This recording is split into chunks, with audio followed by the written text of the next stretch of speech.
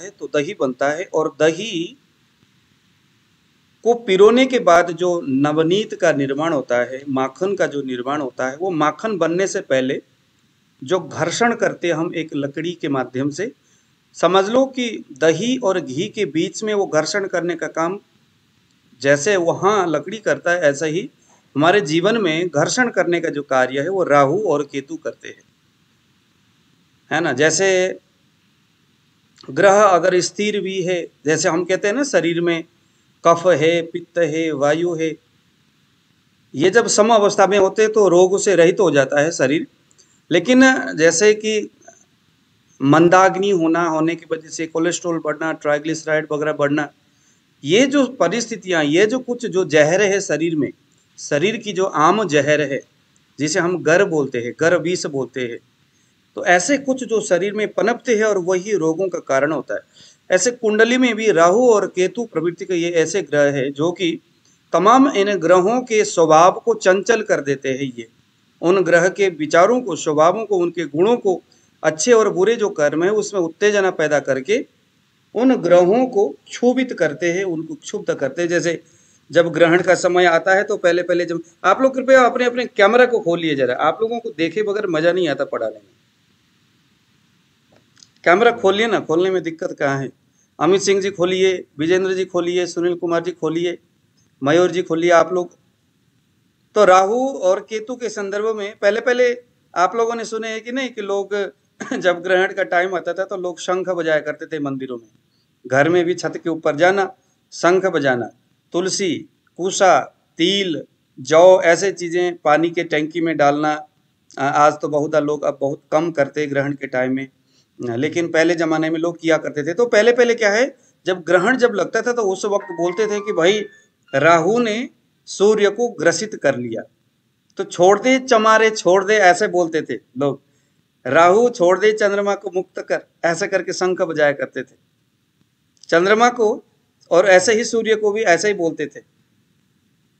तो सूर्य और चंद्र अपना ये राहु और केतु के संदर्भ में ना इस तरह की बहुत सारे लोकोक्ति भी है, बहुत सारी इस तरह की बातें भी है। तो हमें मेडिकल एस्पेक्ट से समझना है कि राहु और केतु कहाँ कहाँ शरीर में किस तरह से मार करते हैं, किस तरह से शरीर में व्याधि उत्पन्न करते हैं। पहले तो आप ये नोट करिए कि राहु और केतु,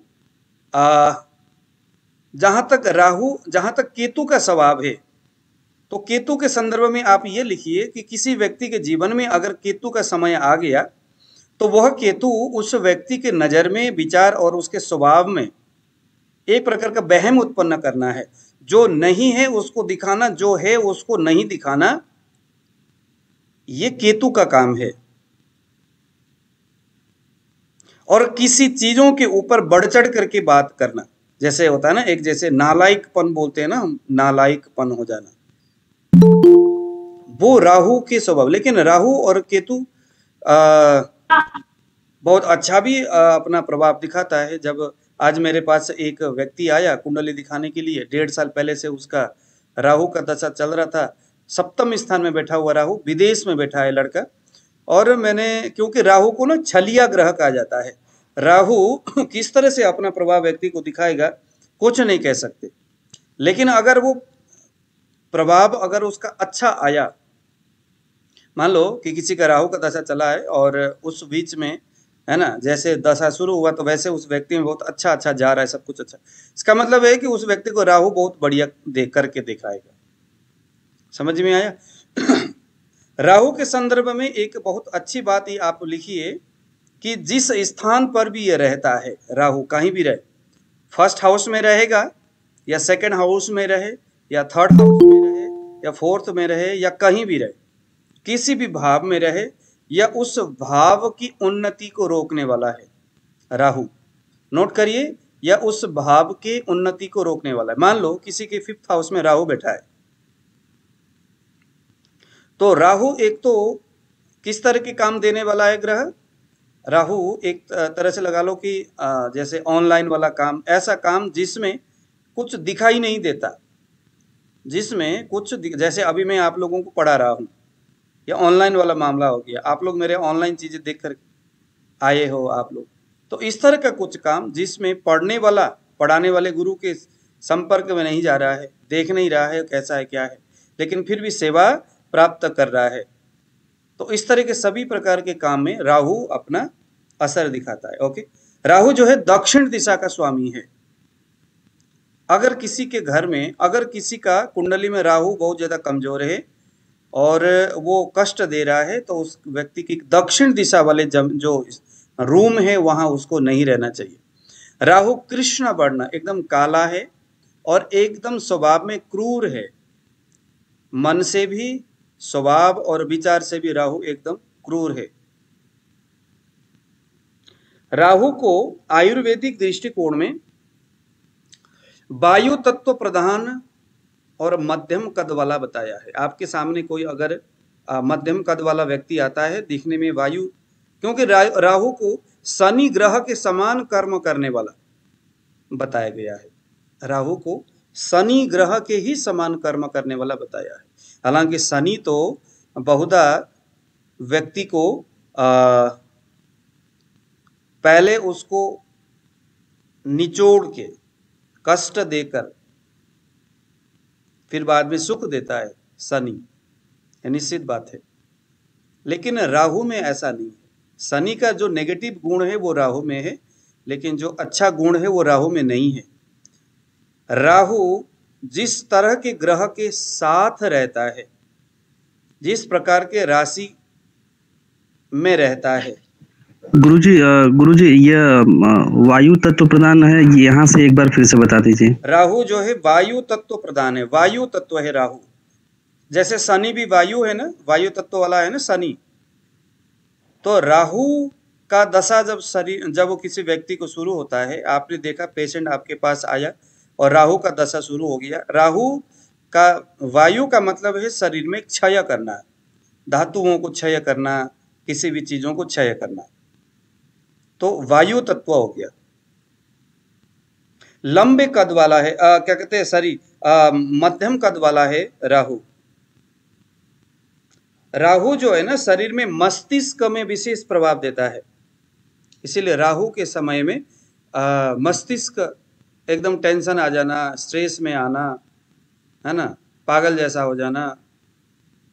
राहु जो है रक्त में संक्रमण देने का कार्य करता है। राहु रक्त में संक्रमण, जैसे अभी हमने राहु जो है मस्तिष्क में प्रभाव है। जैसे मैंने पहले अपने लेक्चर में बताया कि राहु किसी भी चीज में दोष उत्पन्न करने का कार्य करता है। अब राहु का निवास मस्तिष्क में बताया और रक्त धातु में बताया, और त्वचा में, स्किन में भी राहु है। इन तीनों में राहु का निवास स्थान है। राहु इन तीन जगह में रहता है। अरे खोपड़िया में राहु घुस गया क्या, ऐसा नहीं बोलते, तो बड़ा प्रचलित है ये शब्द। हाँ, हमेशा बड़बड़ करना, हमेशा मतलब कि चिड़चिड़ करना, ये मस्तिष्क में राहु। रक्त में राहु है और त्वचा में राहु है। अब देखो जरा, रक्त में जब वायु बढ़ेगा तो क्या हाल होगा शरीर में, हमने नाड़ी परीक्षण के संदर्भ में सीखा है। रक्त धातु में जब वायु होगा तो क्या होगा, वात रक्त होगा। तो वात रक्त दे सकता है। स्किन में प्रॉब्लम होगा, स्किन में दरारें होंगी, क्रैकनेस होगा, वही वायु के रूप से गुण बढ़ गया। तो इस तरह से राहु यहां अपना मार करेगा। राहु अगर बलवान होता है, अब बलवान होने के दो तीन राहु की मतलब की स्थिति है। एक तो राहु, अब देखो राहु का वैसे तो देखा जाए तो कोई खुद का राशि नहीं है, खुद का घर नहीं है। सर आप ये बोल रहे थे इसके कंटिन्यू, जैसे शनि के नेगेटिव गुण आप बोले, तो वैसे आप कुछ बोल रहे थे कि जिस ग्रह के साथ राहु रहता है ऐसा कुछ वो आधे में ही रह गया।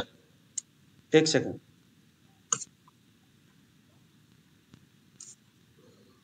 हाँ, मैं ये कह रहा था कि जिस ग्रह के साथ राहु रहता है उस ग्रह के प्रभाव को वो लपक लेता है, पकड़ लेता है। मान लो बृहस्पति के साथ बैठा है राहु, बृहस्पति एक शुभ ग्रह है,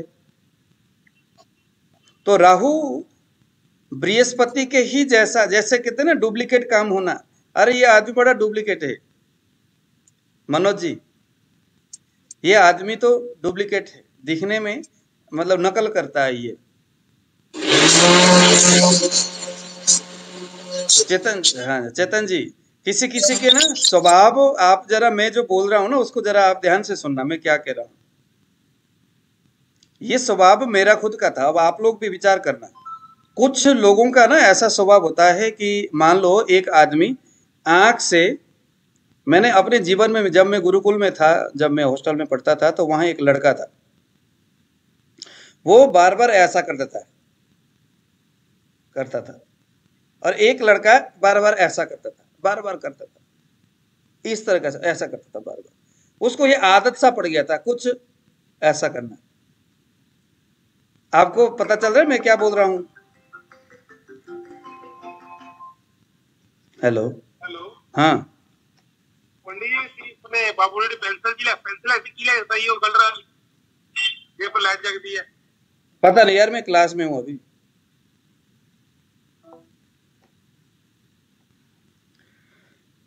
तो लोगों में जो इस तरह का जो स्वभाव जो बनाता है ना, एक तो ये स्वभाव राहु देता है ना, बार बार।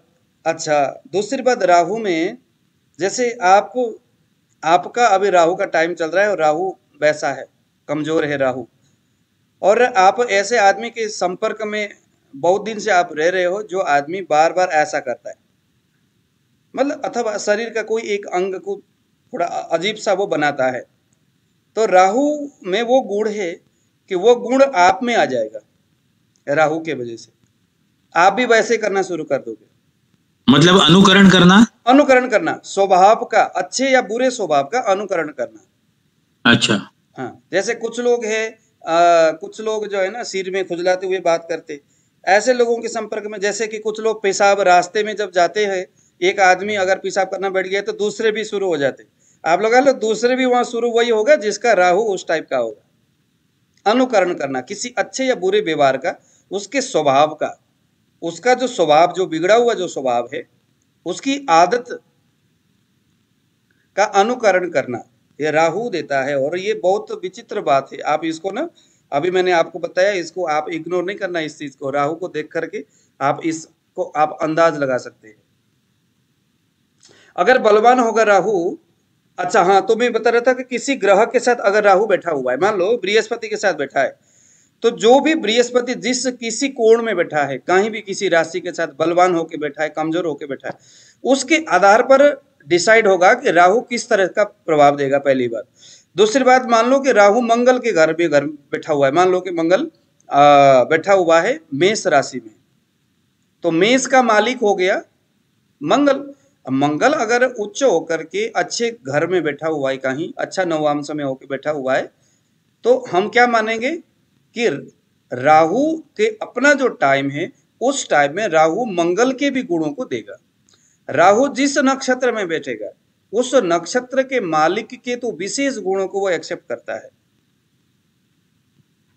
कुछ लोग बोलते हैं राहु जिस नक्षत्र में बैठा है, उस नक्षत्र के मालिक को उसके स्वाभाविक कार्य करने नहीं देता। राहु जिस भाव में बैठता है, ये दो बात आप यहां जरा नोट करिएगा। राहु जिस जगह बैठता है, जिस ग्रह के साथ बैठता है, जिस राशि के साथ बैठता है, जिस नक्षत्र में बैठता है, उन ग्रह, राशि, भाव या उस नक्षत्र के मालिक का जो स्वयं का स्वभाव होगा उस कुंडली में, राहु क्या करेगा, उसको रोकेगा। अगर वो विद्या देने वाले होंगे, एजुकेशन देने वाले होंगे, राहु बोलेगा नहीं रुक जा तू अभी न पढ़। अगर वो शादी कराने वाले होंगे, योग कारक बन के बैठा है, बट राहु है, तो राहु बोलेगा नहीं अभी शादी नहीं करना। जैसे कहते हैं ना अर्चन पढ़ना, तो अर्चन देने का काम राहु करेगा। मान लीजिए कि ट्रांजैक्शन में गोचर वश राहु किसी ऐसे नक्षत्र में पहुंचा जिसका मालिक का अभी दशा चल रहा है, विंशोत्तरी, और वो शादी के योग्य है, रिश्ते होने वाली है, वही ग्रह रिश्ता लेके आ रहा है। गोचर में राहु उसी नक्षत्र में पहुंच गया जिसका मालिक वो ग्रह था। राहु क्या करेगा, उस शादी में दरारें पैदा करेगा, उल्टा पुल्टा कुछ करेगा, रिश्ते होने नहीं देगा। समझ में आया? ये है राहु का। अब चूंकि हमने मस्तिष्क, रक्त धातु और स्किन में और वायु की जो स्थान है ये वात दोष वायु तत्व प्रधान है, तो इन जगहों में राहु का विशेष प्रभाव होगा। जब भी कभी हम राहु को चलाएंगे, उसको समझेंगे, देखेंगे, तो इन चीजों में हमारी ध्यान जानी चाहिए। राहु जब बलवान होता है शरीर में स्फूर्ति देता है, एकदम ताजगी देता है, चैतन्यता। राहु देखो क्या क्या बोल रहा है ग्रंथ, चैतन्यता देगा, स्फूर्ति, शरीर में एकदम ताजगी देगा।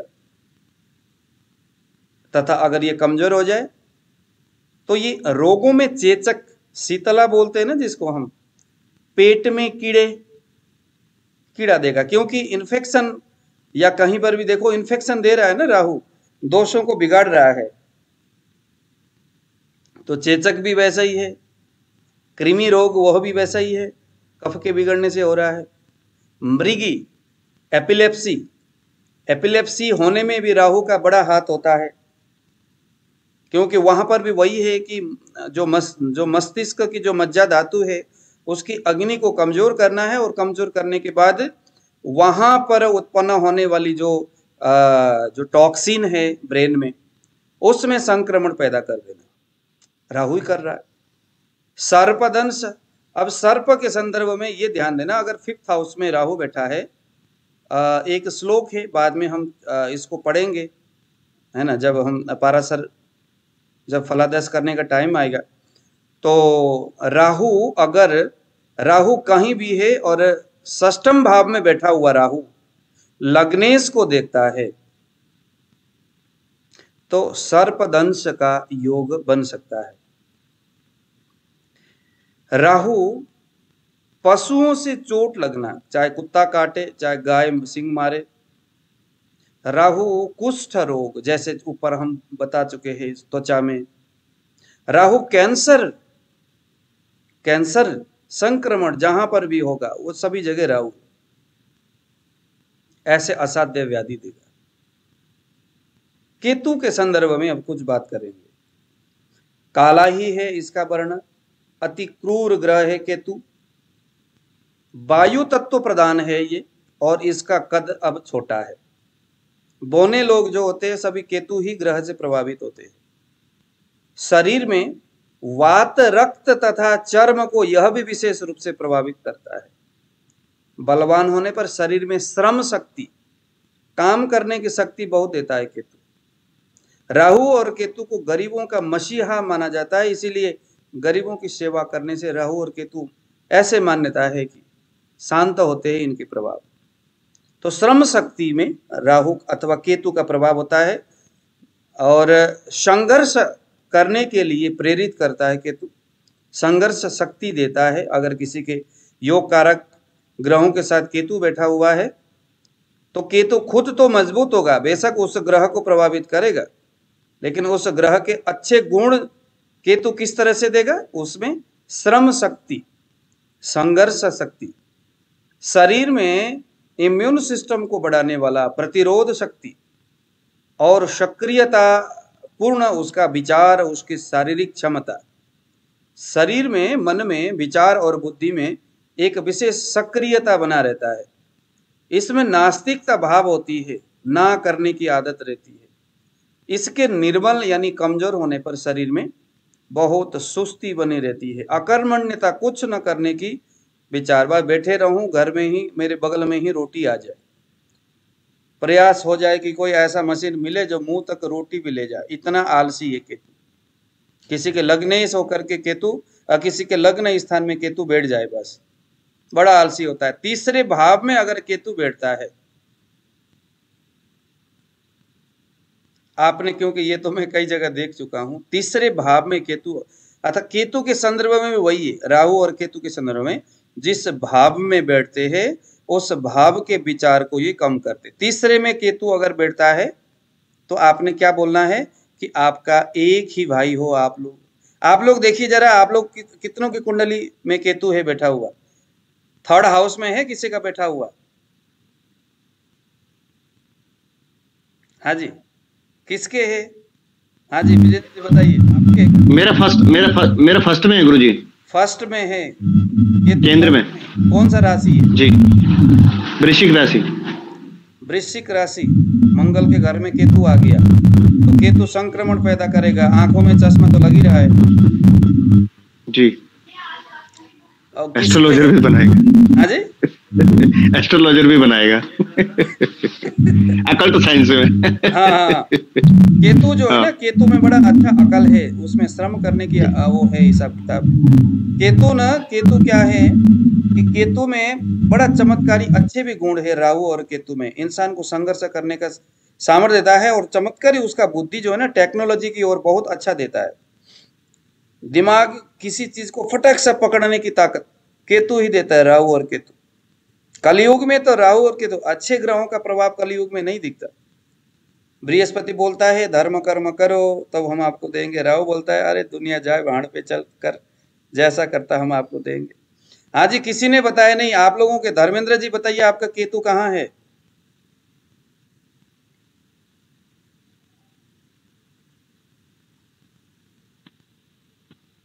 सर मेरा कुंडली नहीं है। अच्छा चलिए, मैं आप लोगों को ना आज मैं बताऊंगा कुंडली आप लोगों ने कहाँ से कैसे बनाना है। आप 7वें घर में गुरुजी, 7वें घर में केतु, सप्तम चंद्र के साथ राहु है, और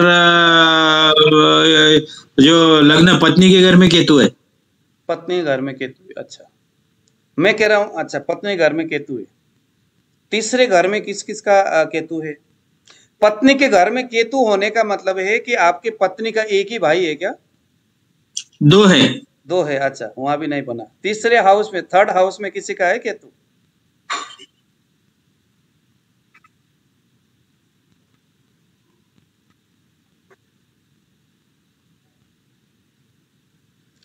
मनोज जी आपके कौन से कहां पर है? आप लोग ना एक एप्लीकेशन इंस्टॉल करिए जरा, एस्ट्रो सेज बोलते हैं उसको, एस्ट्रो सेज एप्लीकेशन को इंस्टॉल करना जरा। एस्ट्रो सेज, ASTRO, एस्ट्रो से astro says, ASTRO SAGE, astro says. उसी के आधार पर हम सीखेंगे। बहुत बढ़िया एप्लीकेशन है ये एस्ट्रो सेज। अगर लैपटॉप है तो जगन्नाथ होरा एकदम फ्री है और कोई पैसे नहीं लगता, बट बहुत ही अच्छा कैलकुलेशन है उसका, हर चीजें हैं। जगन्नाथ होरा मोबाइल पे नहीं आएगा ये जगन्नाथ होरा? नहीं, मोबाइल में नहीं आएगा। एस्ट्रो सेज करिए जरा। एक सेकंड। सभी लोग अपने अपने मोबाइल में एस्ट्रो सेज को डाउनलोड करें। ASTROSAGE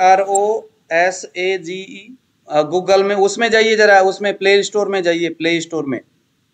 जी हो गया गुरुजी। हाँ, एस्ट्रो सेज। अब वहां पर उसको आप अपना सारा डिटेल उसमें भरिए। ये बोल रहे हैं एस्ट्रो सेज कुंडली। हाँ, एस्ट्रो सेज कुंडली।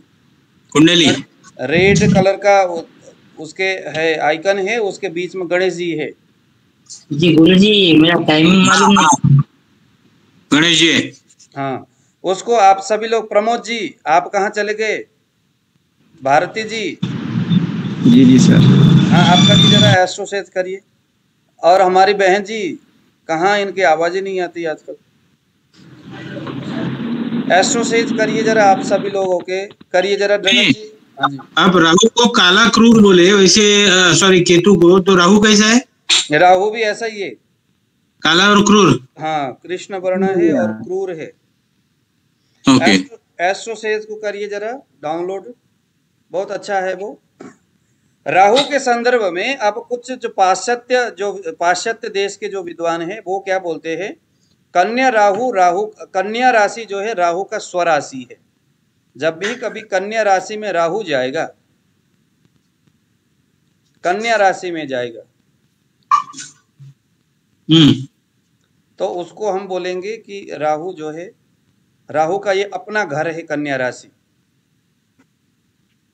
ठीक है सर। गुरुजी इसमें ये मराठी या अपनी भाषा दे कि हिंदी दे, क्या करे? जैसे आपको अच्छा लगता है, हिंदी दे दीजिए, जैसे भी अच्छा। हिंदी कर लेना, मराठी क्यों करना? ठीक है, क्या इंग्लिश करे? इंग्लिश नहीं, मराठी या हिंदी कर लेना, जो भी आपको अच्छा लगता है। एस्ट्रो से ओके ओके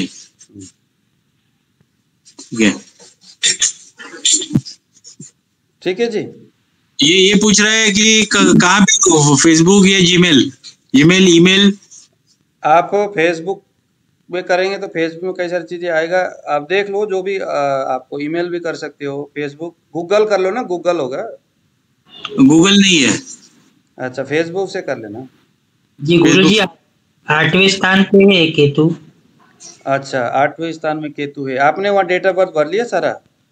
जी बीवी की है, मेरी तो नहीं निकल पाई, टाइम नहीं है मेरे वाले। अच्छा अच्छा, आपके टाइम भी हम निकाल देंगे वहां से बाद में, कोई बात नहीं। टाइम को कैसे निकालना है वो भी मैं सिखाऊंगा। Okay sir. ठीक है जी। कन्या राशि में राहु जो है 84 का है, अपना घर है। हालांकि मैं इस चीज को नहीं मानता, क्योंकि मैं राहु और केतु को, सूर्य और चंद्रमा ये दोनों ग्रह जब आपस में जब घूमते हैं ना, इसकी जो परिधि में आपको एक चीज दिखाता हूँ। राहु बेसिकली है क्या चीज? अच्छा एक सेकंड मैं आपको दिखाता हूँ। राहु और केतु, सूर्य और चंद्रमा की जो दूरी है, उस दूरी को देखने के लिए, नापने के लिए, वो कि कितनी दूरी में है, आपस में कितनी दूरी में है, उस दूरी को बताने का काम राहु और केतु करता है ना, एस्ट्रोनॉमी के आधार पर। तुम निकालते बोले तुम्हारे ऐसा ये सिखाना है आप लोगों को। ये हमारा आकाश है, ब्रह्मांड है। मान लो यहाँ चंद्रमा है और यहाँ सूर्य है, बात है ना। अब जैसे ये बीच का ध्रुव है, ये बीच का जो ध्रुव है ना, ये इस तरह से जो निकला है। अब यहां से ये पीछे का डंडा देख रहे हैं ना आप? अरे एक सेकंड,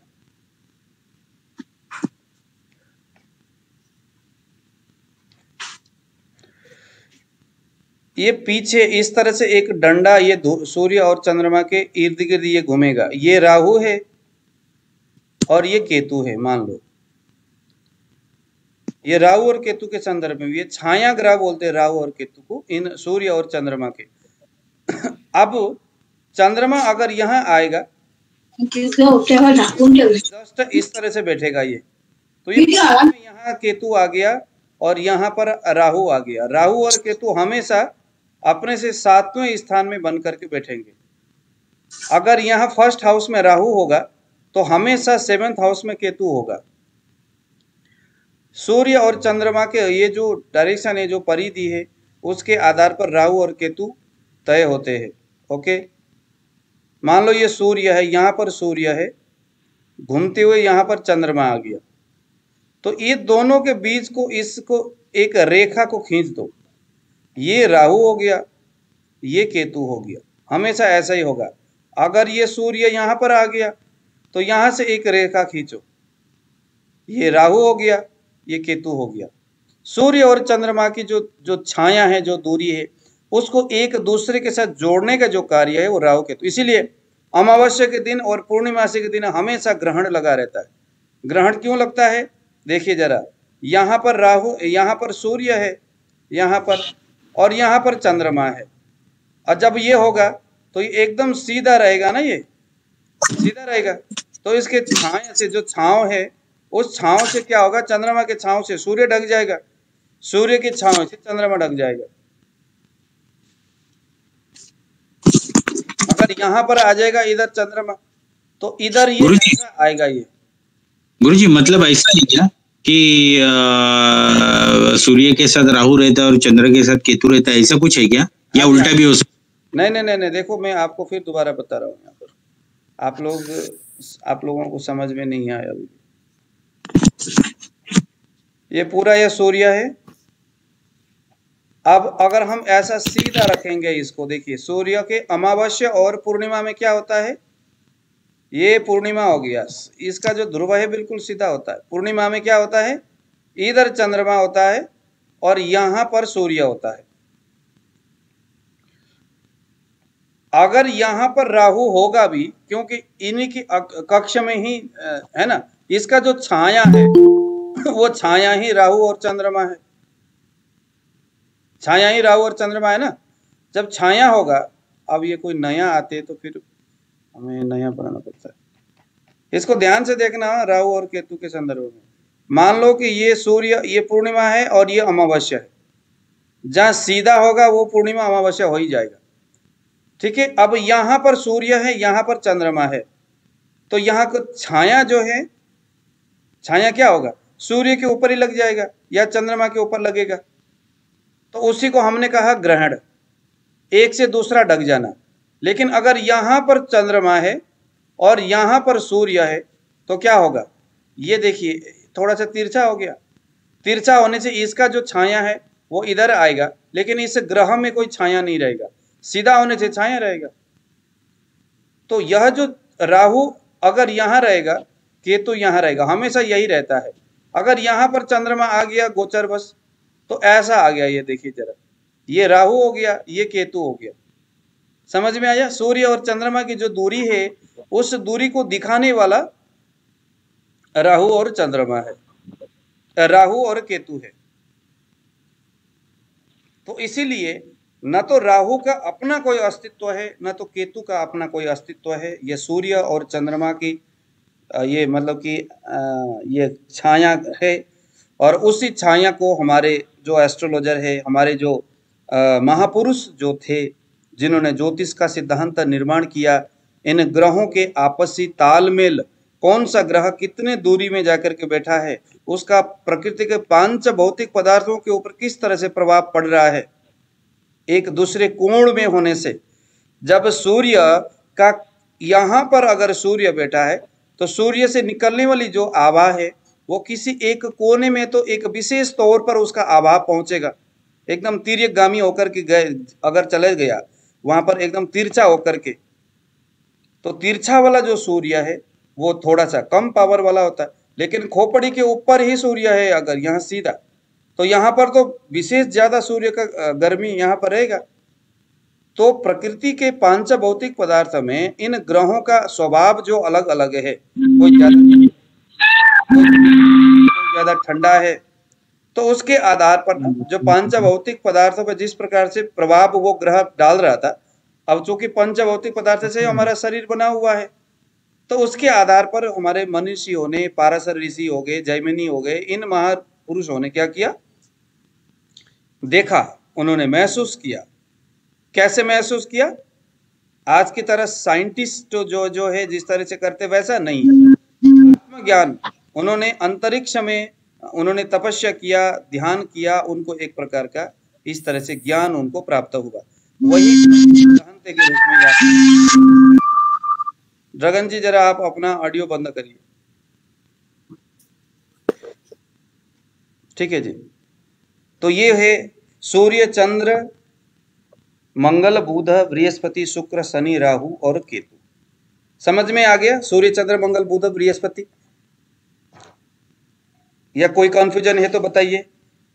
ग्रहों के स्वभाव, उसके विचार, ग्रहों के बारे में किसी को कोई कंफ्यूजन है तो बताइए, क्योंकि हम थोड़ा सा अब आगे बढ़ेंगे। अब हम जरा सीखेंगे। अब यह जो सूर्य, चंद्र, मंगल, बुध, बृहस्पति, शुक्र, शनि, राहु, केतु। गुरुजी आप ये बताए नहीं कि केतु बलवान रहेगा या कमजोर रहेगा तो? हाँ जी, केतु बलवान या कमजोर रहेगा तो क्या होगा, क्या हो सकता है, रोग कहाँ हो सकते हैं, व्यवसाय क्या हो? हाँ, तो केतु के संदर्भ में भी आप जरा नोट करिएगा। केतु के संदर्भ में इसके होने पर, जैसे मैंने बताया ना, शरीर में सुस्ती होना, अकर्मण्यता होना, शरीर में चोट लगना, घाव होना, चर्म रोग होना, एलर्जी, शरीर में एलर्जी। एक मिनट गुरु, ये अच्छा, हाँ बताइए। देखिए, शरीर में सुस्ती, एक तो केतु जो है ना, केतु की वजह से शरीर में सुस्ती आएगा बहुत ज्यादा। अकर्मण्यता, कुछ भी न करने की इच्छा होना या शरीर से कुछ करने का मन न करना। हाँ। शरीर में चोट लगना केतु के वजह से।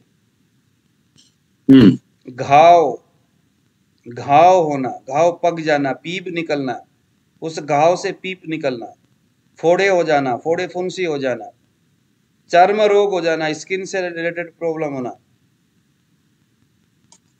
और एलर्जी होना, ये सभी केतु के वजह से होने वाली बात है।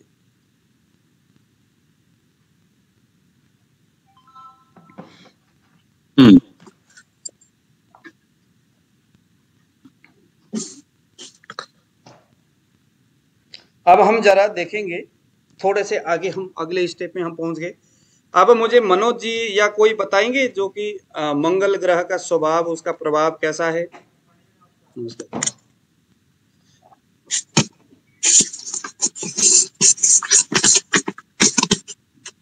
हाँ जी,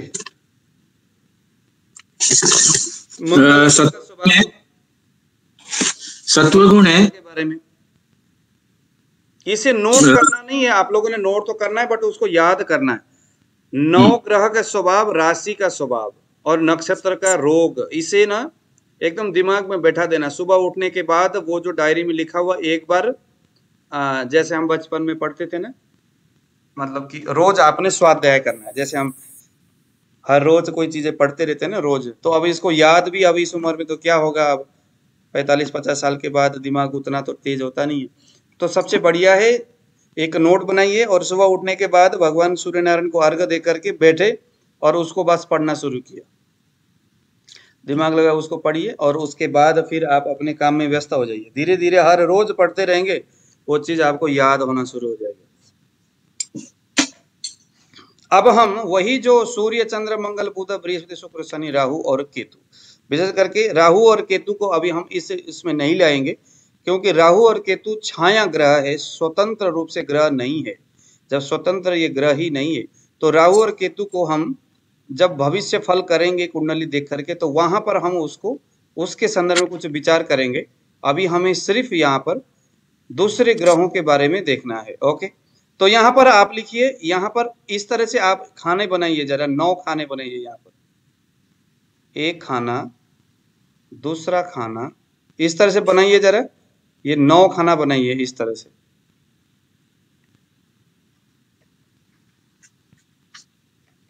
ये कौन सा ग्रह किस ग्रह का शत्रु है, कौन सा ग्रह किस ग्रह का मित्र है, ये जानना बड़ा जरूरी है।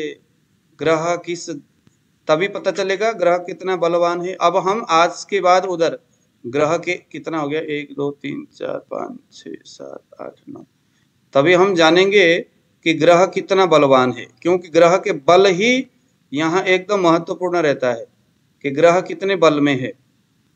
यहाँ पर आप लिखिए ग्रह का नाम, यहाँ लिखिए ग्रह, यहाँ लिखिए सूर्य, पहले खाने के ऊपर लिखिए सूर्य, यहाँ लिखिए चंद्रमा, ठीक है। आप लोग लिख रहे हैं ना जी, यहाँ लिखिए मंगल, यहाँ लिखिए बुध। सिर्फ 9 खाने करने हैं ना, बस 9 खाने, वहां पर सूर्य चंद्र मंगल बुध बृहस्पति शुक्र शनि लिखिए। 9 भी नहीं, 7 ही करिए, वैसे 7 करिए। बृहस्पति, अरे फिर कोई आ गया यहाँ पर,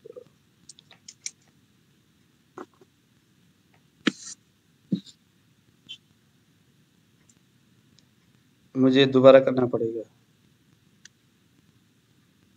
जो पीछे आएंगे ना लेट, उनसे मैं ज्यादा पैसे लूंगा, आप मेरे को डबल करना पड़ेगा। 7 बनाने, सूर्य चंद्रमा, हाँ 7 खाने बनाना है जी।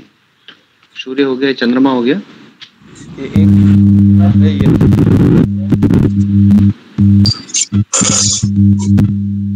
दो हो गया, ऐसे करके सूर्य चंद्र मंगल बुध बृहस्पति शुक्र शनि, बस ये लिखिए। आज के बाद ना हमारा थोड़ा सा और इंटरेस्टिंग टॉपिक बनता जाएगा। ओके, ज्योतिष का जो आनंद है ना, अब धीरे धीरे आपको समझ में आएगा ज्योतिष कितना आनंददायक है। यहाँ पर आपने लिखा ग्रह, यहाँ लिखना है आपने ग्रह का नाम, यहाँ ग्रह लिखना है, यहाँ सूर्य, यहाँ चंद्र, ऐसे करके यहाँ मंगल। आप लोगों ने बनाया ये, बना है बृहस्पति, शुक्र,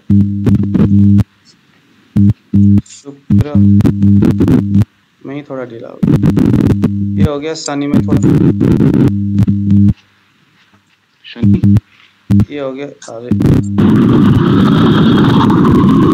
अब लिखिए यहाँ पर मित्र, यहाँ लिखिए, इधर लिखिए मित्र ग्रह, मित्र ग्रह, मित्र ग्रह। शनि के बाद जी आप अपने ऑडियो को बंद करिए। यहाँ लिखिए मित्र ग्रह। अब सूर्य के मित्र कौन कौन से हैं उसको यहाँ लिखना है। जैसे चंद्रमा इसका मित्र है। गुरुजी शनि के बाद क्या आया? बस शनि है, शनि के बाद नहीं है। राहु केतु को अभी हम यहाँ ले नहीं रहे ना। चंद्रमा मंगल बृहस्पति शुक्र शनि, बस इतना ही लेना है। अब यहाँ मित्र में चंद्रमा, सूर्य के नीचे लिखना है आपने चंद्रमा, मंगल और बृहस्पति। मित्र, अब देखो जरा सूर्य के मित्र ग्रह कौन कौन से हो गए? चंद्रमा है, मंगल है और बृहस्पति। ये सूर्य के मित्र ग्रह है। मित्र ग्रह का मतलब क्या हो गया? अगर कभी भी सूर्य चंद्रमा, मंगल और बृहस्पति के साथ बैठा है कहीं भी, या इन ग्रह के राशि के पास बैठा है कहीं भी, इसका मतलब है कि यह मित्र ग्रह के अपने मित्र के घर में बैठा है। मित्र के घर में बैठना बहुत अच्छा होता है ना। अपने मित्र है ना, अपने यार दोस्त है। बिजली जरा आप कृपया ऑडियो बंद। अपने मित्र के घर में बैठना कितना सुखकारी होगा। तो मित्र के घर में बैठने से मान लीजिए कि अगर सूर्य बृहस्पति के घर में बैठ गया तो बृहस्पति सूर्य का मित्र ग्रह है। मित्र ग्रह होने के वजह से सूर्य में जो स्वभाव है, उसका जो गुण धर्म हमने पहले पढ़े थे, वो पूर्ण रूप से उस व्यक्ति के ऊपर देने के लिए वो एकदम परफेक्ट होगा, तैयार होगा, शक्तिशाली होगा। उतना एक दृष्टि में ग्रह के बल देखने के लिए जो तमाम जो विचार है, उनमें से एक विचार में ग्रह का मित्र शत्रु है। तो उसमें से एक विचार में अगर सूर्य कभी धनु में या मीन राशि में बैठ जाए, या बृहस्पति के साथ बैठ जाए, या बृहस्पति इनको देखे, सूर्य को देखता है, तो क्या होगा? हम क्या बोलेंगे? ये मित्र ग्रह की दृष्टि बोलेंगे, या मित्र ग्रह के घर में बैठा है बोलेंगे। समझ में आप लोगों को? समझ में आया होगा। जिसको नहीं आया कृपया वो हमें जरूर बताए। जी आया गुरुजी। देखिए मान लीजिए कि 5 का मतलब है सिंह राशि। सिंह का मालिक का नाम क्या है? क्या है? सूर्य। सूर्य है। मान लो कि ये 5 यहाँ पर बैठा है, ये 5 है, ये 5 नंबर है, इसका मालिक है सूर्य। सूर्य यहाँ बैठा है, सूर्य यहाँ पर बैठा हुआ है। तो 5, 6, 7, 8 मंगल के घर में बैठा है। अभी मैं यहां से आपको मैं बताऊंगा। यहां पर मान लो बृहस्पति है, तो देखो जरा बृहस्पति की दृष्टि यहां पर होगी 1, 2, 3, 4, 5। बृहस्पति अभी खैर हमने अभी दृष्टि की बात भी नहीं किया है। तो बृहस्पति यहां बैठ करके अपने पंचम नजर से इसको देख रहा है, पंचम नजर से सूर्य के घर को देख रहा है। तो सूर्य ग्रह में थोड़ा बल बढ़ जाता है। सूर्य अपने घर को छोड़ करके दूर बैठा है अपने मंगल ग्रह के पास। अभी हम सीखेंगे और समझेंगे मंगल ग्रह सूर्य का मित्र है कि नहीं। ठीक है, तो बृहस्पति की नजर मंगल में, सूर्य के घर में है, यानी सूर्य में है। इसका मतलब है कि सूर्य का मित्र ग्रह है बृहस्पति। तो हम क्या कहेंगे? बृहस्पति की नजर सूर्य के घर में अच्छा नजर है, ये अच्छी दृष्टि है। तो बृहस्पति का जो भी कारक, बृहस्पति किस चीज का कारक है? बृहस्पति समृद्धि का कारक है, अध्यात्म का कारक है, सुख का कारक है। पंचम, ये पंचम राशि सूर्य का है। उस पंचम राशि से अब पढ़िए जरा वहां पर पीछे, पंचम राशि सिंह राशि का क्या क्या व्याधि है? आप पढ़िए जरा पीछे, सिंह राशि का व्याधि क्या है? वह जो सिंह राशि का व्याधि है जो हमने पहले नोट कराया था, उस व्याधि को अगर होने वाला भी होगा तो बृहस्पति वो होने नहीं देगा, क्योंकि एक मित्र होने के नाते एक शुभ ग्रह भी है, तो बृहस्पति उस व्याधि को दबाने का काम करेगा। ठीक है, मैं यहां पर आपको मित्र होने का मतलब क्या है उसको समझा रहा हूं।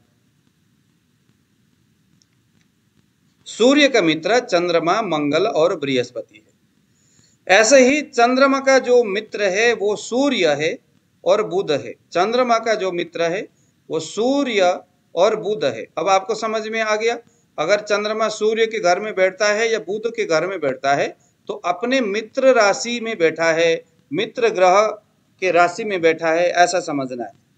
मित्र ग्रह के राशि में जब कोई भी बैठता है तो अपना जो शुभ फल है वो देता है। मंगल का सूर्य चंद्र, अच्छा ये मंगल है, अब ये आ गया मंगल, तो मंगल का मित्र है सूर्य, सूर्य मंगल का मित्र है। तो अब देखिए जरा यहां पर ये 8 नंबर यहां हो गया, सूर्य जाकर के 8 नंबर में बैठा है, यानी मंगल के घर में बैठा है। तो अब यहां क्या हो गया, मंगल भी सूर्य को मित्र बोलता है और सूर्य भी मंगल को मित्र बोलता है। ऐसे में दोनों आपस में मित्र हैं, तो सूर्य अगर मंगल के घर में बैठता है तो भी अच्छी बात है, क्या बोलेंगे हम, ये मित्र के घर में बैठा है। मंगल अगर सूर्य के घर में बैठता है या सूर्य के साथ बैठता है तो भी हम क्या बोलेंगे, ये मित्र के घर में बैठा हुआ है, अच्छी बात है, आपस में मित्रता है, कोई गड़बड़ी नहीं है। तो मंगल ग्रह का सूर्य है, चंद्रमा है और बृहस्पति, ये इनके मित्र ग्रह है। सूर्य, चंद्रमा और बृहस्पति मंगल के, ठीक है जी, ये इनका ये क्या है, मित्र ग्रह है। तो मित्र ग्रह होने के वजह से सूर्य, चंद्रमा और बृहस्पति, तो बेसिकली हमने क्या देखा, सूर्य, चंद्र और मंगल ये आपस में मित्र ग्रह है, कहीं भी आपस में मिल करके बैठते हैं, ये लोग मिल करके काम करते हैं। ठीक है, अब यहां पर हमने ले लिया बुध को, है ना, मंगल के बाद आ गया बुध। बुध का मित्र ग्रह कौन कौन से होंगे, सूर्य है, बुध का मित्र ग्रह कौन है, एक तो है सूर्य, दूसरा है शुक्र, मित्र ग्रह है सूर्य और शुक्र, ये मंगल का बुध का मित्र ग्रह है। सूर्य और शुक्र बुध का मित्र ग्रह है। बृहस्पति का मित्र ग्रह है सूर्य, चंद्रमा और मंगल। देखो कल परसों हम लोगों ने बोला था ना कि ग्रह बृहस्पति अगर गुरु है, सूर्य, चंद्र और मंगल चेला है, तो गुरु के जो चेले हैं वो आपस में मित्रता ही करेंगे। ये सारे देव पक्ष वाले हो गए। इसमें से सूर्य और शुक्र ये बुध के मित्र ग्रह है। बुध जो है शुक्र को अपना मित्र बोलता है। ठीक है, बृहस्पति का सूर्य, चंद्र, मंगल लिखा आपने। अब शुक्र के खाने के नीचे लिखिए बुध और शनि शुक्र का मित्र है, बुध और शनि शुक्र का मित्र है। शनि के नीचे लिखिए बुध और शुक्र शनि का मित्र है, बुध और शुक्र शनि का मित्र। फिर बोलता हूं, सूर्य के मित्र है चंद्रमा, मंगल और बृहस्पति। चंद्रमा का मित्र है चंद्रमा का सूर्य और बुध मित्र है। मंगल का सूर्य, चंद्र और बृहस्पति मित्र है। बुध का सूर्य और शुक्र मित्र है। बृहस्पति का सूर्य, चंद्र और मंगल मित्र है। शुक्र का बुध और शनि मित्र है। शनि का बुध और शुक्र मित्र है। हो गया जी।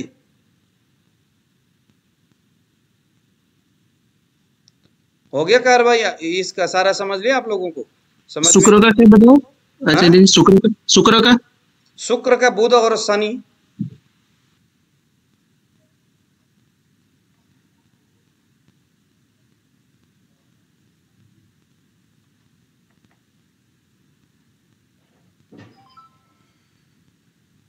हो गया ये सारा? हाँ जी, किसी को अगर समझ में नहीं आया तो बोलिए।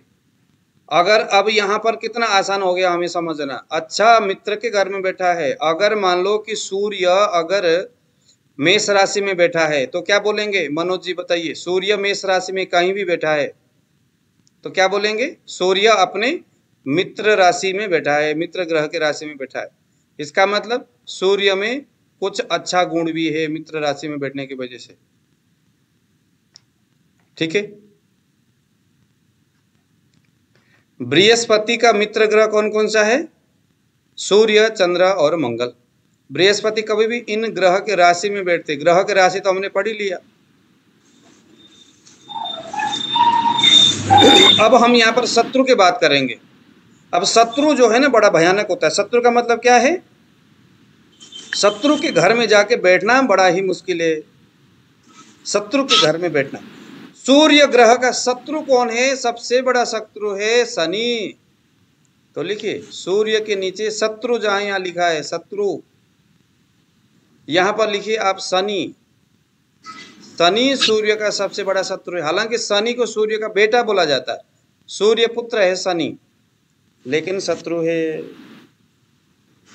और दूसरे नंबर में आ गया शुक्र। शनि और शुक्र ये दोनों ही सूर्य का शत्रु है। दूसरे नंबर में आया चंद्रमा। अब देखो चंद्रमा का कोई भी शत्रु नहीं है, चंद्रमा का कोई भी शत्रु नहीं है।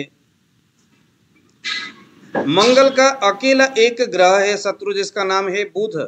जब भी कभी बुध मंगल के घर में आएगा बैठेगा तो समझ लेना मंगल हो जाएगा खराब, गड़बड़ करेगा, क्योंकि उसके घर में आ गया है शत्रु, यानी बुध आ गया। अब बुध भी मंगल के घर में जाके उत्पात मचाएगा, बोलेगा भाई ये तो मेरा शत्रु का घर है। या बुध का जो स्वभाव है वो कमजोर पड़ जाएगा, क्योंकि शत्रु के घर में छिपके ही रहना पड़ता है। शत्रु है भाई, कुछ ना बोल दे ना मार दे, डर डर करके बुध रहेगा वहां पर। मान लो कि बुध जो है मंगल का शत्रु है, मान लो कि बुध जो है मेष राशि में बैठा है, तो बुध क्या बोलेगा? अब भाई ये तो मेरा शत्रु का घर है। तो शत्रु के घर में जो शत्रु होता है वो थोड़ा डर के रहता है, क्योंकि मैं शत्रु के घर में हूं। अब यहाँ मंगल जो है बड़ा गुस्सा करेगा कि ये पागल, ये कहां से आ गया मेरे घर पे, चल भाग यहाँ से, निकल जा, हमेशा ये बोलेगा मंगल। तो मंगल बेचारा स्ट्रेस में रहेगा, रोज बेचारा वो क्रोध करेगा बुध को भगाने के लिए, क्योंकि बुध से नफरत करता है मंगल, शत्रु है। अब देखो बुध जो है किसको शत्रु मानता है? चंद्रमा को। अब देखो बुध और चंद्रमा ये दोनों, चंद्रमा पिता है और बुध उसका बेटा है। चंद्रमा बोलता है चल बेटा कोई बात नहीं, आप मेरे शत्रु नहीं हो, लेकिन बुध कहता है ना, मैं तो आपको शत्रु बोलूंगा, क्योंकि उनके जन्म, उनके विवाह में बड़ा लफड़ा हुआ था। पुराणों में ऐसे कहानी आती है। तो चंद्रमा को बुध क्या बोलता है? शत्रु बोलता है। चंद्रमा के अलावा बुध का कोई शत्रु नहीं है। अब जब भी कभी बुध के राशि में, मान लो कन्या राशि में चंद्रमा पहुंच गया, तो चंद्रमा तो बोलता है कोई बात नहीं, मैं तो ठंडा हूं, वैसे भी आप भी ठंडे हो बुध। लेकिन बुध बड़ा स्ट्रेस में आ जाएगा, ये कहां से पागल आ गया। बाप बोलता है, पिताजी भी नहीं बोलते, शत्रु है, ये कहां से पागल आ गया, भगाओ इसको यहां से। तो कन्या राशि में अगर कभी चंद्रमा जाता है तो चंद्रमा जाने से कन्या का मालिक है बुध, बुध स्ट्रेस में आएगा। और बुध का जो कारक फल है और कारक रोग है क्या क्या है, देखिए जरा। बुध का कारक रोग क्या क्या है, पढ़िए, आपने नोट किया था। उन सभी आपने ना बिल्कुल सामने रखना है, छोटे छोटे राइटिंग में ये सारी चीजें। तो हाँ जी, रक्त विकार होता है, नस नाली है, हाँ, त्वचा है, नस नाली है, गला है, कान है। चंद्रमा जो है जल तत्व प्रधान ग्रह है, और बुध रक्त वह स्रोतस में, रक्त धातु में, चर्म विकार आदि में अपना प्रभाव देता है। तो बुध जब स्ट्रेस में आएगा चंद्रमा के वजह से, तो क्या देगा? वो स्ट्रेस देगा त्वचा में, स्ट्रेस देगा रक्त में, खुजली जैसा होना, है ना, कभी सिर खुजलाते रहना। जब कोई आदमी जब स्ट्रेस में होता है तो क्या होता है, अरे यार कहाँ से आ गया ये, भगाओ इसको यहाँ से, सिर खुजलाते रहता है। तो चंद्रमा जब बुध के घर में जाएगा तो कुछ ऐसा, अभी मैं जस्ट आपको एक में बता रहा हूँ, आप लोगों ने कैसे इसमें अपना एनालाइज करना है उसमें जाके। इंटरेस्टिंग टॉपिक है, इससे उधर बहुत आनंद आएगा। आप सभी लोग समय पे ही आकर के इसको देख लेना, है ना, क्लास को ज्वाइन करना है। गुरु का शत्रु है बुध और शुक्र। बृहस्पति का शत्रु है बुध और शुक्र। शुक्र महाशत्रु है बृहस्पति का। शुक्र बृहस्पति का महाशत्रु है और बुध भी बृहस्पति का शत्रु है। बुध भी बुद्धि का कारक है, बुध है ना। अब बुध जो है, जब भी कभी बुध और शुक्र बृहस्पति के घर में जाएंगे तो बृहस्पति हो जाएगा टेंशन में। सूर्य और चंद्रमा शुक्र के शत्रु है। इसीलिए शुक्र के घर में जब भी कभी तुला राशि में सूर्य जाए तो नीच हो गया, खराब करेगा। उस व्यक्ति के ओज को, उसके स्पर्म को, अगर लेडीज है तो उसके पति को, उसके परिवार को, ससुर को नष्ट करेगा। चंद्रमा और सूर्य दोनों शुक्र का शत्रु है। सूर्य, चंद्र और मंगल ये शनि का शत्रु है। सूर्य, चंद्र और मंगल ये शनि का शत्रु है। गुरु के जितने मित्र है वो सभी शनि के शत्रु है।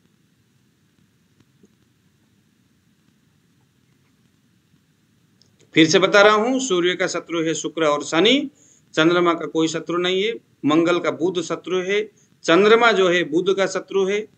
बुध जो है वो मंगल का शत्रु है। चंद्रमा बुध का शत्रु है। बुध और शुक्र गुरु का शत्रु है। सूर्य और चंद्रमा शुक्र का शत्रु है। सूर्य, चंद्र, मंगल शनि का शत्रु है। अब सूर्य का सम, सम का मतलब वो न शत्रु है न मित्र है, उसे हम सम बोलेंगे। तो यहां पर आपने सबसे पहले ऊपर लिखा मित्र, यहां शत्रु लिखा। अब यहां लिखिए सम। सम का मतलब है तटस्थ। राम आए तो ठीक है, शाम आए तो ठीक है, लेना देना नहीं, तो उसे हम बोलेंगे तटस्थ। तो सूर्य का तटस्थ कौन कौन है? सूर्य का तटस्थ जो राशि है वो है बुध। सूर्य बुध को देख करके कहता है चल कोई बात नहीं, न तो खुशी न तो दुख, कुछ नहीं। सम, सम का मतलब न तो खुश, न तो उससे उसको कष्ट महसूस होता है, न तो उससे उसको कुछ सुख महसूस होता है। तटस्थ रहता है बुध को देखते सूर्य। मंगल, बृहस्पति, शुक्र और शनि चंद्रमा का सम है। सम मित्र सिर्फ रवि और बुध है। मंगल का शुक्र और शनि सम है, न मित्र है न शत्रु है, वो सम है। मंगल, गुरु और शनि बुध का सम है।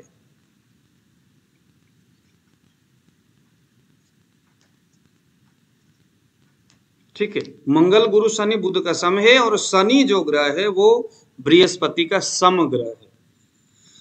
बृहस्पति शनि को देख के तटस्थ हो जाता है।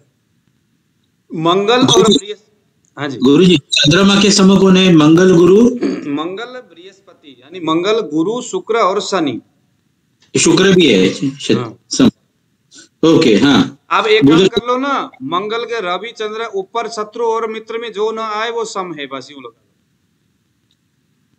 ऊपर जो ना आए वो सम है। सूर्य के चंद्र और मित्र में बुध नहीं था तो बुध सम हो गया। गुरु जी, ऊपर मैंने थोड़ा सा शुक्र के शत्रु कौन है? शुक्र के शत्रु, शुक्र के शत्रु है सूर्य और चंद्रमा। ओके, सम में आ गया मंगल और गुरु। हाँ। बुध शनि का सम है सूर्य चंद्र मंगल, और शत्रु है सूर्य चंद्र मंगल, और सम में आ गया बृहस्पति।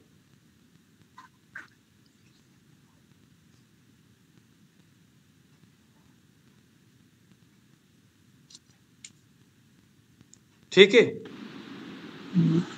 शुक्र का समय क्या है गुरु जी? शुक्र का समय है मंगल और बृहस्पति। शनि का सम है अकेला बृहस्पति। शनि का सम है अकेला बृहस्पति।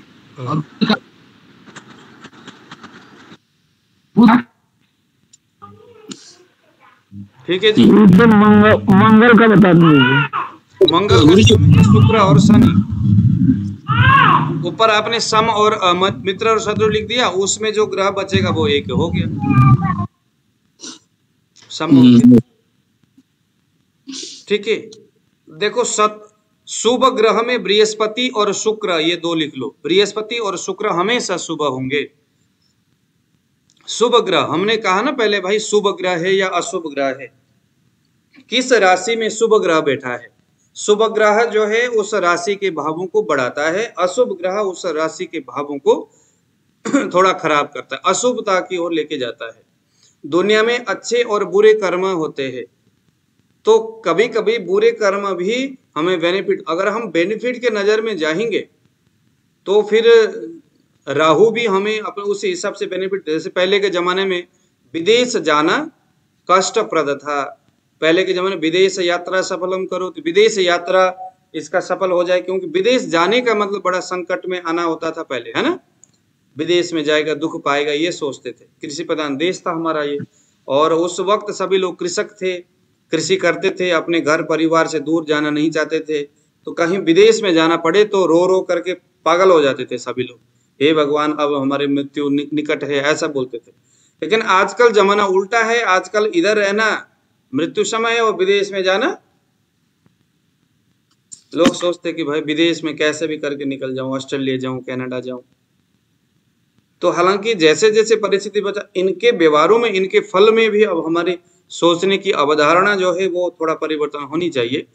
लेकिन बृहस्पति और शुक्र हमेशा सुख देंगे, सुख देने वाले ग्रह है। अशुभ ग्रह में लिखिए शनि, राहु, केतु, मंगल और सूर्य। शनि, राहु, केतु, मंगल और सूर्य हमेशा अशुभ होंगे। शनि, शनि, केतु, मंगल और सूर्य हमेशा अशुभ है। ठीक है। शनि के संदर्भ में हम ये कह सकते हैं कि शनि अशुभ, अगर अब आप किसको अशुभ मानते हो, शनि जो है इंसान को सुख जरूर देता है, लेकिन बड़ा ही, है ना, उसको तड़पा तड़पा करके पहले उसको पवित्र करेगा। शनि बोलता है अगर आपके अंदर योग्यता नहीं है तो हम आपको नहीं देंगे। आप में किसी चीज को पाने की, जैसे छोटा सा बच्चा है बोलता है मुझे बुलेट लेके दे दो, अब बुलेट कहाँ उस बच्चा छोटा चलाएगा, तो वो बच्चे के जो जीद है उस जीद से बाप मार देगा 2 थप्पड़, कहेगा चल पगला निकल जाए यहाँ से, तेरे को चाहिए अभी बुलेट, तोड़ेगा बुलेट भी और खुद की हड्डी भी। तो शनि भी ऐसा है कि आप इसके योग्य हो या नहीं वो पहले परखेगा, और जब लगा कि हाँ योग्य तो है लेकिन थोड़ा बहुत कुछ कसर है, तो उस कसर पूर्ति के लिए वो उसको थोड़ा सा खिंचातानी करेगा, थोड़ा, है ना, ठोका ठोकी करेगा। तो वो जो ठोका ठोकी है उसी को कष्टप्रद समझते हैं। इस आधार पर शनि और मंगल दोनों ही अशुभ ग्रह है, लेकिन मंगल इंसान को हमेशा झुसलाता ही रहता है, कष्ट देता है, इंसान को उत्तेजना दे करके, उत्तेजना बहुत ज्यादा देता है। शनि इंसान को दंड देता है। दंड देना और उत्तेजित होना 2 अलग अलग बात है। उत्तेजित होना अच्छी बात नहीं है, लेकिन दंड को भोग करके चमकदार अपना, जैसे गुरुकुल में पढ़ा हुआ बच्चा, हमें गुरुकुल में जब हम पढ़ते थे तो रोज डंडे पड़ते थे हमें। आप देखोगे आकर के मेरे उंगली में अभी भी उनकी कुटा हुआ जो कटा हुआ भाग अभी भी है, तो उससे परख के हम लोग आगे आए हैं। आज हम, और आप क्या बोले, मंगल क्या देता है? मंगल इंसान को उत्तेजना देता है, उत्तेजना। मंगल क्या देता है इंसान को? एकदम उत्तेजित करता है।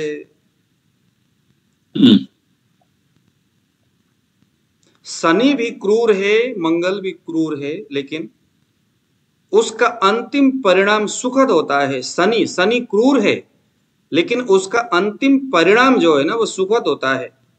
शनि जो है वो दुर्भाग्य और मंत्रणा के फेर में डालकर मनुष्य को शुद्ध बनाता है, परंतु मंगल उत्तेजना देने वाला, उमंग और तृष्णा से परिपूर्ण करने वाला। देखो कितना अच्छी बातें लिखा हुआ है। तृष्णा से युक्त, आप में भूख जगाएगा अंदर से, ये भी लूं वो भी लूं, लालच से परिपूर्ण आपका है ना। तो इस तरह से आपके मन को विकारग्रस्त करा के, तृष्णा से, भूख से, किसी चीज को पाने की भूख, है ना, क्रोध से, उमंग से, उत्तेजना से, हमेशा किसी चीज को पाने के लिए लालयित करा करके आपको हमेशा दुख देता रहेगा। लेकिन शनि में वो बात नहीं। ठीक है। सूर्य और चंद्रमा, सूर्य को राजा ग्रह बोला जाता है, चंद्रमा को रानी ग्रह बोला जाता है।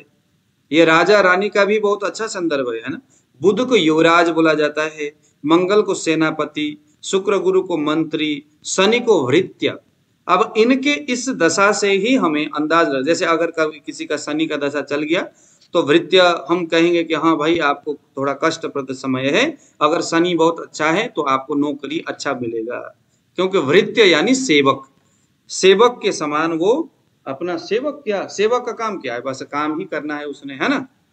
तो इस तरह से आज हमने ज्योतिष का एक शत्रु मित्र ग्रहों के संदर्भ में राहु केतु और आगे की जो व्यवस्था है हमने शुभ और अशुभ ग्रह के संदर्भ में आज हमने पढ़ा।